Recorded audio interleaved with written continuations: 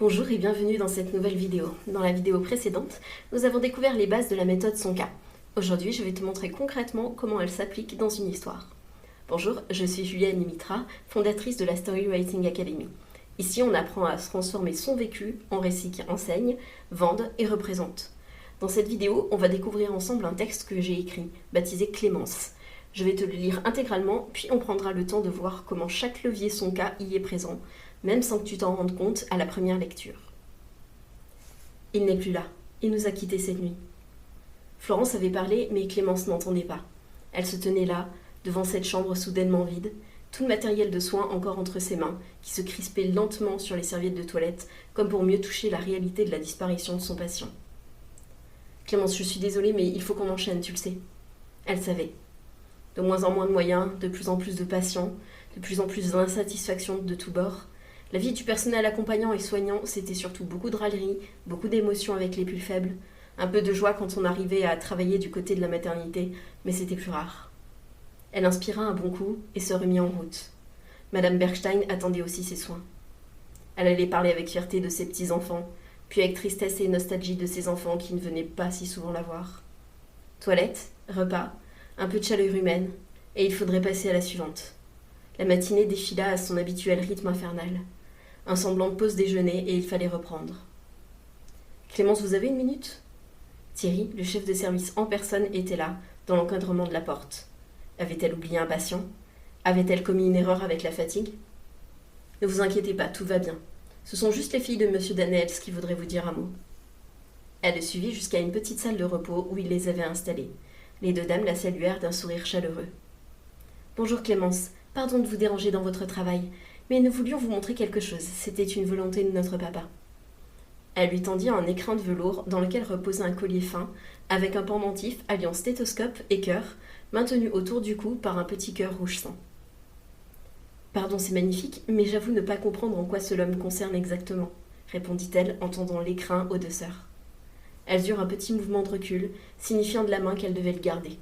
« Cela vous concerne pleinement en fait. Notre père a longtemps travaillé auprès d'un joaillier, et ceci est son remerciement pour vos bons soins. Il avait adressé à son ancien associé un croquis de ce bijou et une note.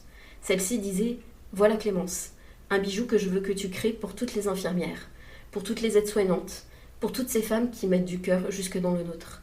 Je le veux dans des matières resplendissantes comme leur sourire, avec une pièce taillée minutieusement à l'image de leur travail, avec un petit cœur qui, en se logeant dans le plus grand, maintient tendrement tout cela en place, à l'image de notre vie qu'elles tiennent si bien entre leurs mains chaque jour. » Elles sourirent de nouveau. « Ce bijou, il l'a fait pour vous et pour toutes les autres femmes à votre image. Portez-le fièrement, il est votre médaille d'honneur, votre César, votre palme. » Tu viens d'entendre le texte intégral. Maintenant, voyons ensemble comment chacun des 6 leviers Sonka s'y exprime et pourquoi ce récit fonctionne au-delà de sa simple émotion. D'abord, la sécurité. Dès les premières lignes, l'univers est clair. Le service de soins, la routine, les gestes répétés, même dans le deuil, on est dans le décor crédible et familier qui ancre le lecteur.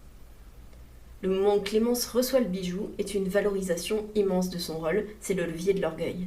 Ce n'est pas une simple infirmière de plus, c'est une figure honorée, digne d'une médaille. Le levier d'orgueil est activé de manière authentique.